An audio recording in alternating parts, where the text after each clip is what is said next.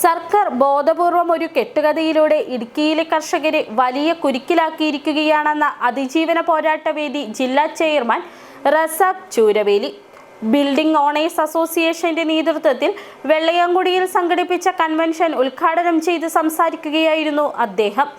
വികലമായ നിയമങ്ങളും ചട്ടങ്ങളും ഉപാധികളില്ലാതെ പിൻവലിക്കണമെന്നാവശ്യപ്പെട്ടാണ് കൺവെൻഷൻ സംഘടിപ്പിച്ചത്.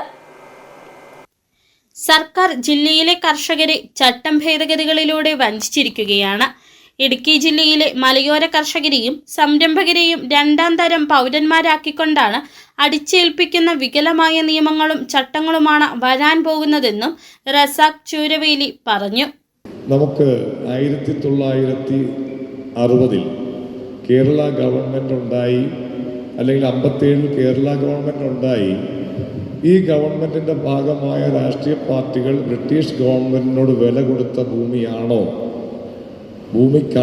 നമ്മൾ രേഖ ചോദിച്ചത്? ഇവിടെ 1900 ശേഷവും അതിനു മുൻപും പല ഘട്ടങ്ങൾ കുടിയേറ്റങ്ങൾക്ക് ഇടുക്കിയിൽ ഉണ്ടായിട്ടുണ്ട്.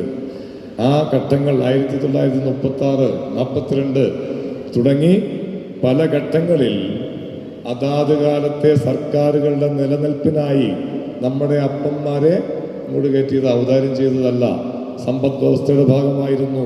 അഡ്വക്കേറ്റ് ജോണി കെ ജോർജ് മുഖ്യപ്രഭാഷണം നടത്തി. വെള്ളയാങ്കുടി കല്ലറയ്ക്കൽ ഓഡിറ്റോറിയത്തിൽ വെച്ചാണ് കൺവെൻഷൻ നടന്നത്. കട്ടപ്പന മുനിസിപ്പാലിറ്റിയിലെ എല്ലാ കെട്ടിട ഉടമകളെയും വസ്തു ഉടമകളെയും പങ്കെടുപ്പിച്ചുകൊണ്ടാണ് കൺവെൻഷൻ സംഘടിപ്പിച്ചത്. അസോസിയേഷൻ പ്രസിഡന്റ് സിബി കൊല്ലംകുടി അധ്യക്ഷത വഹിച്ചു. നിയമവിദഗ്ധരായ advocate Johny K George, advocate Shaji Kurian Kudavanappattu, advocate Jomon K Chacko, മാധ്യമപ്രവർത്തകൻ KS ഫ്രാൻസിസ് എന്നിവർ പ്രസംഗിക്കും. President Sibi Kollamkudi, treasurer Xavier Joseph, PK Mani, KP Hasan Philip Malayattu, Xavier Joseph എന്നിവർ സംസാരിച്ചു. City vision, Kattappana.